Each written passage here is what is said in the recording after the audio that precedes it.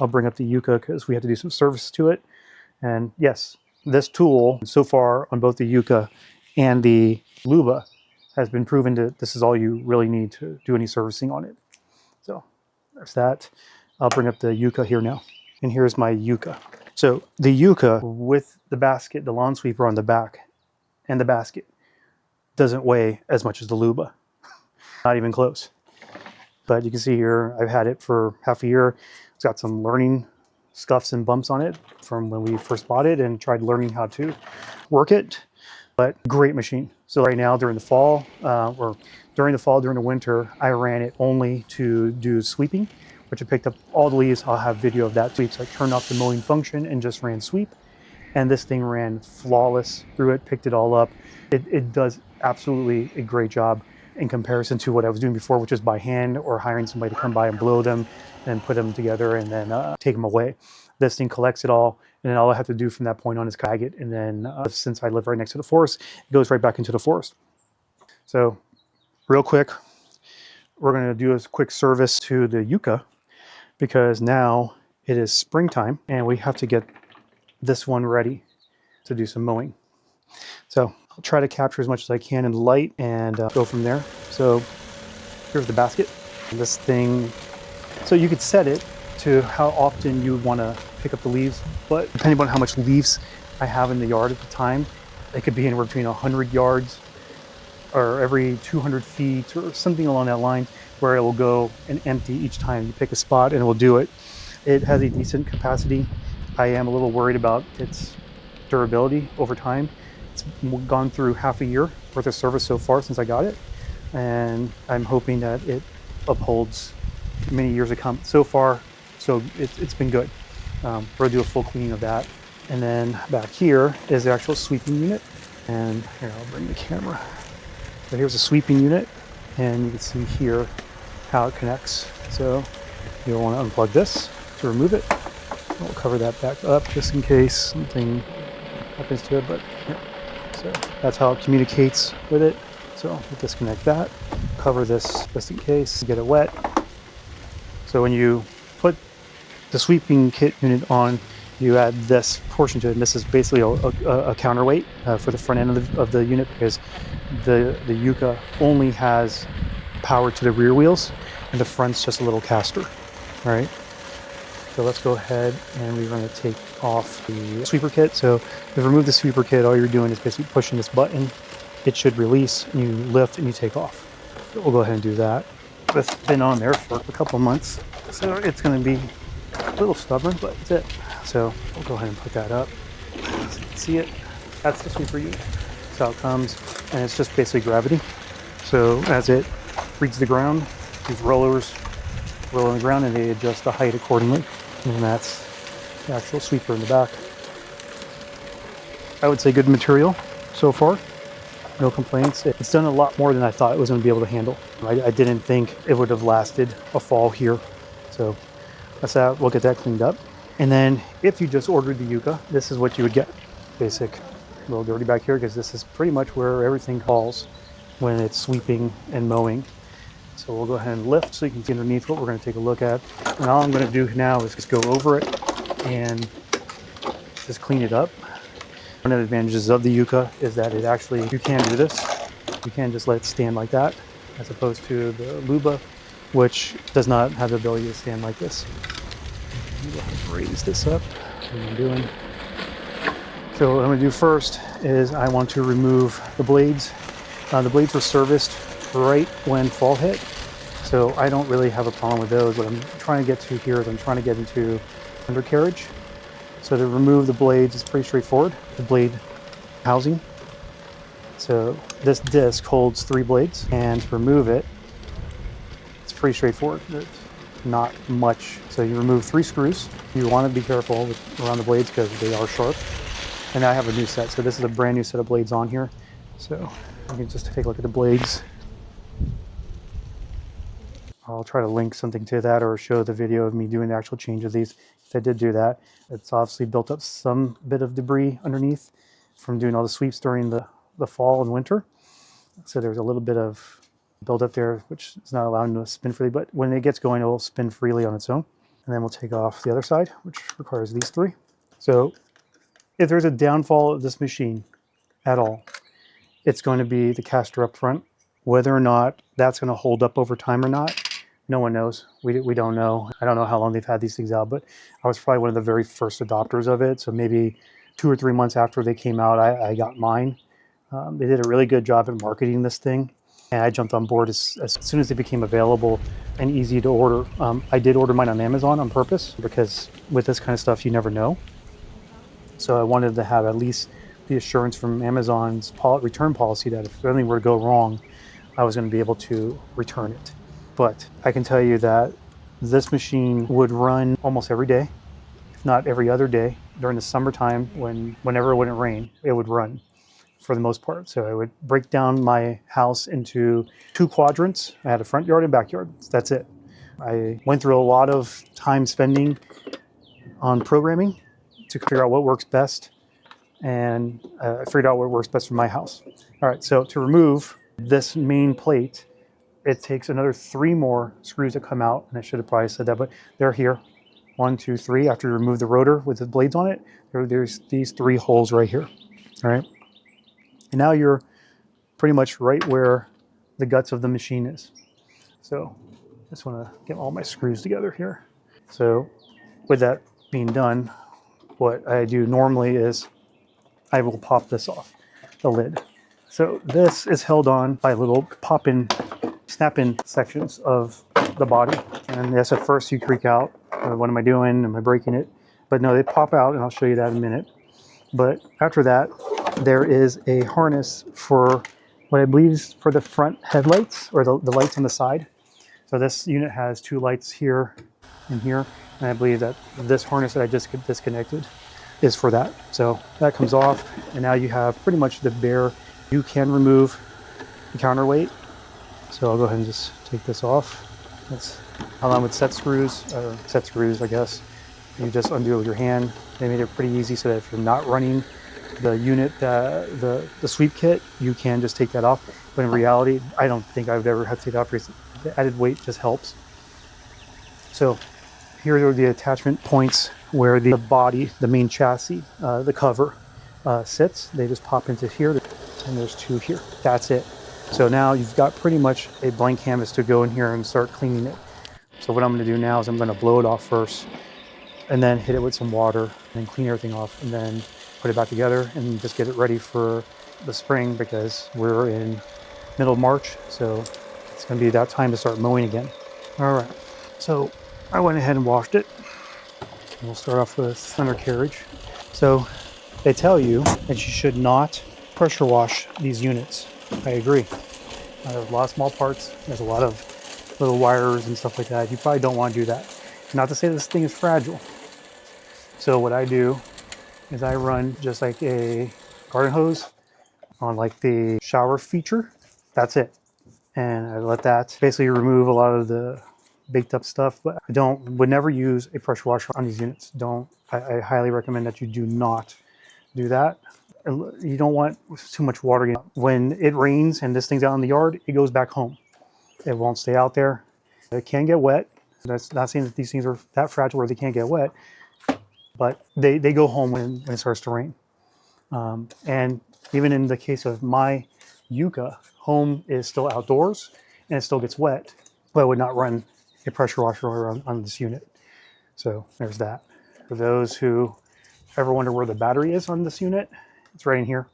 There's 6 screws that hold it. You remove this plate comes off, and there is your 1 battery. When you switch over to the sweeper kit, then takes on a 2nd battery. So then you have 2 batteries down there. Now, I would tell anybody who has one of these things, even if you don't have a need for the sweeper kit, get an extra battery if you can. Depending on how fast it's going, you can set the speed as to how fast it mows. It will not finish the whole lawn in one charge, which means it will go back home, it'll charge, and it will finish. When it gets to about, I think, 80%, it will go out and try to finish whatever it didn't finish. And usually it catches it. I don't think there's ever been a case where it doesn't finish it on the 2nd charge. But if you can get the other battery, you can stick it in there. Not only will you finish your lawn, it would probably do it in 1 charge. even at the slowest setting, because it just has that much more. So when I added the sweeper kit, so I was running the sweeper kit and mowing the first time I had it, I had tons of battery left over after the fact. So I would highly recommend that anybody has this unit, go get yourself the second battery. It's worth it. And it adds a little bit of weight to it, which is never a harmful thing in these robots cases. You want as much weight on them as possible.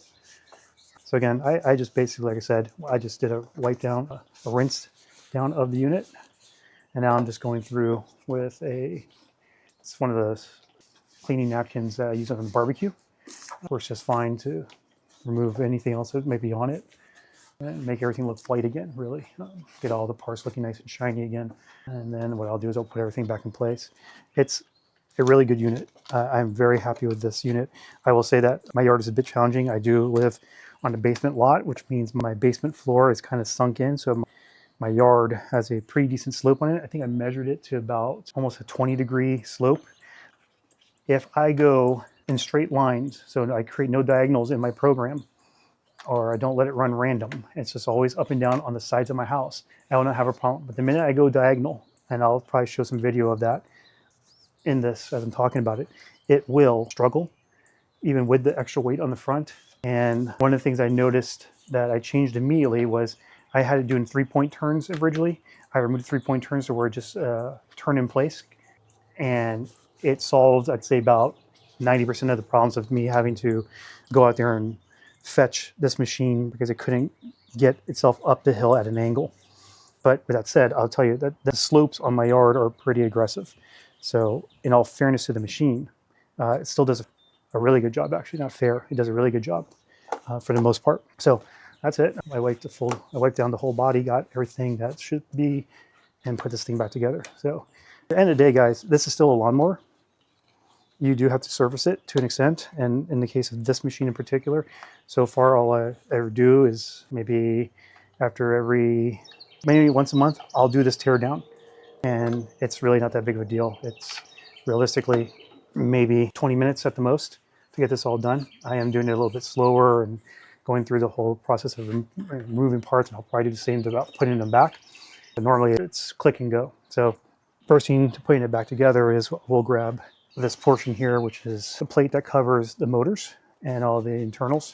I just want to do a quick wipe down of it since we have it out. And you see it hit it's been through some things. Mainly going back and forth between sidewalks is where we usually have our scrapes. For the most part, it's solid. There's nothing mechanically, hardware-wise wrong with the machine. So get that back into place, pop it in place there. Get our screwdriver, and we need 6 screws. So these 6 screws, I'm racing the sunlight right now. It's almost sundown. So we'll try to get this all done. So with good lighting, you can see it happen. I will just lightly put these in place so it holds itself in place. I'll put one on the other side so the other side sits evenly. And then after that, I'll place the other 4 in place again. This is just to ensure that I'm centered and that everything goes back into place the correct way. I'd also tell you that this is perfectly fine to use with hand tools. I wouldn't use an electric screwdriver or anything electric. It's not a hard thing to do. They catch, and it's very little to have to go in. So that one's in as far as what's right there, and I'll do the other side just to get evenness out of it. And that's it. We'll do the other 4. And that part's done. That one and this one. So just want to run through the screws, make sure they're good. I don't think there's any torque spec. I think it's just tight. Once you get it to where it's tight, you don't want to put too much force into it, but you also don't want it loose. So that's that. So now we'll get the blades. Normally what I would probably do this without the blades on it. I'd take off the blades, get it cleaned up, but really I just did this. I just replaced the blades on this. So these are fine. And then I just want to dry them off so they go on nice and clean. They're going to get dirty again. I've cut my finger on dull blades for this machine before. These are sharp. They are just razor blades, but they're double-sided, and when they catch you, they hurt.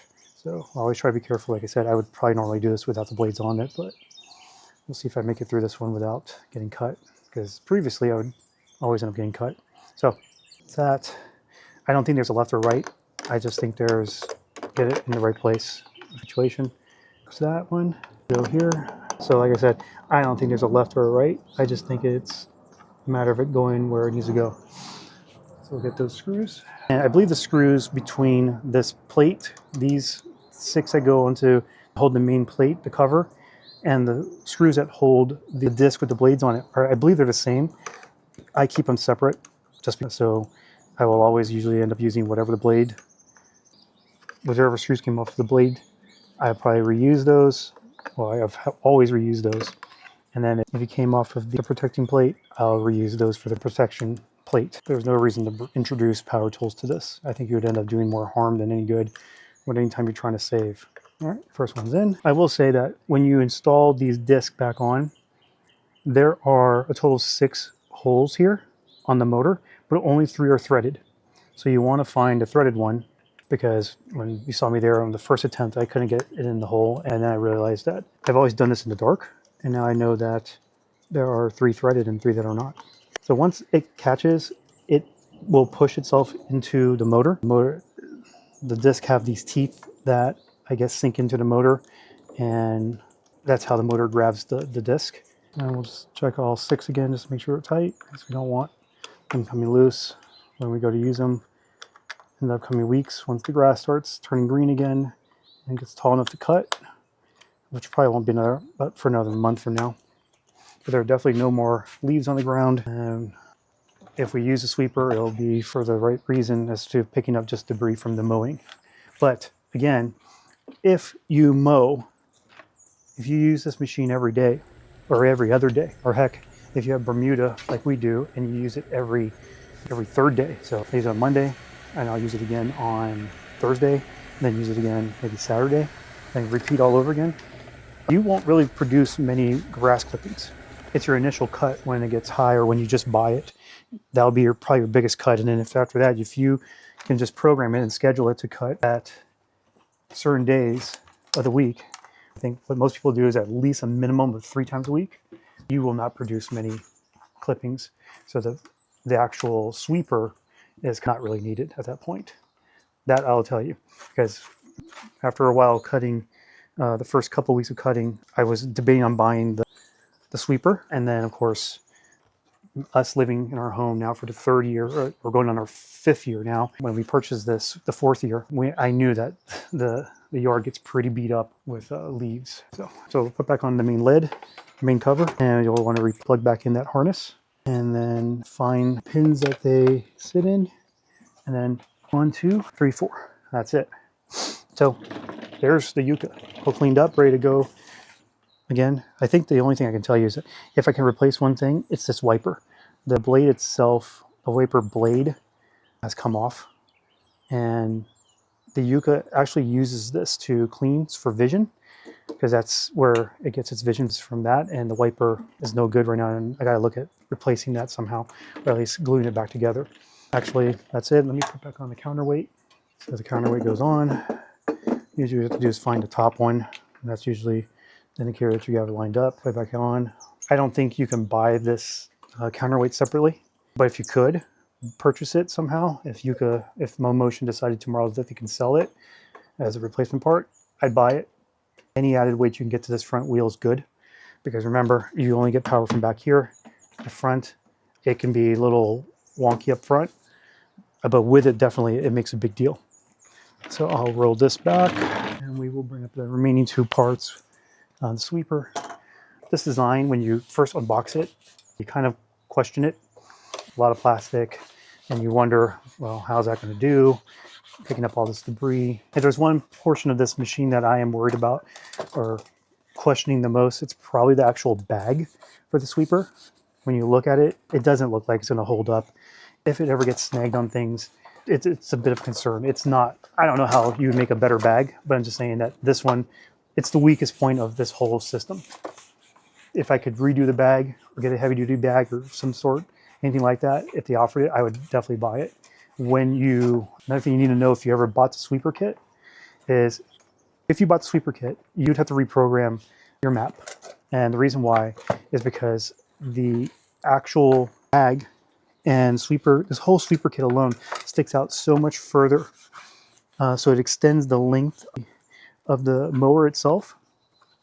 So if you were in tight tolerances with your programming before you got the sweeper kit, you're going to hit things. This thing's going to try to make turns, and it's going to hit things on its alongside of wherever, walls, planters, anything that's like that.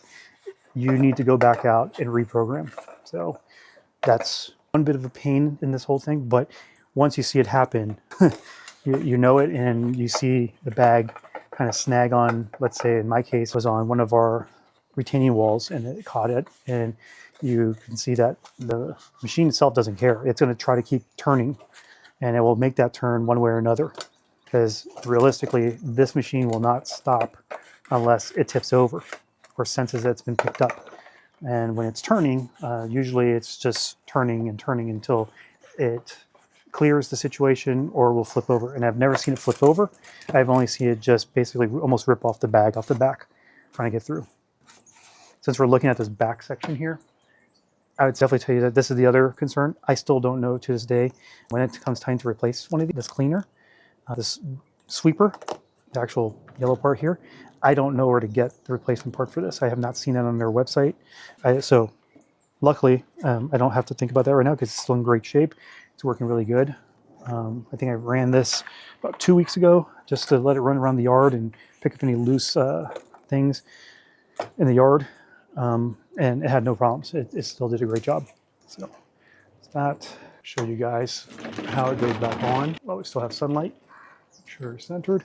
So the Yuka itself has these two posts, one here and one here, and the sweeper kit has slots for it. So what you do is you basically find those slots, find them, it falls right in, that's it, and it clicks in, and that's what this relief button up here is. It's to relieve it. So right now, since I did just wash it, I'm going to put all the plugs in place and let them air dry, just like that. And that's what the rear end of this thing looks like. Let me get the bag, and you can see here, I'll try to see that. You got some scuffs here, so this is me hitting walls on day one, not knowing that you need to adjust the tolerances in your program to extend out further. So you're going to be making your turns a lot earlier than you were before to compensate for the rear end of this. The concern that you have is that caught the retaining wall. If it would have gotten clipped on this, I don't know if it would have survived. This material is probably no different than your standard material that comes on a mower, but maybe better, slightly better, or just as good or bad, however you want to look at it. But it's not better. I would definitely say it's not better. Actually, I take that back. It's not better than the ones that come on a standard mower, push mower, or any other collector of that sort. So that's it. So that's the amount of cleaning we're going to do to the actual catch bag. And that goes on right to these two pegs right here. It has these two hooks, hook one and hook two, and it just goes right on here. And then what happens is when it comes time to dump, those two hooks rise up like that, and it dumps out whatever it catches or caught. So the Yuka is ready for springtime duties. If you guys have any questions, any comments, anything I said that's wrong, correct, or question, just let me know in the comments and we'll get back to it. Thank you.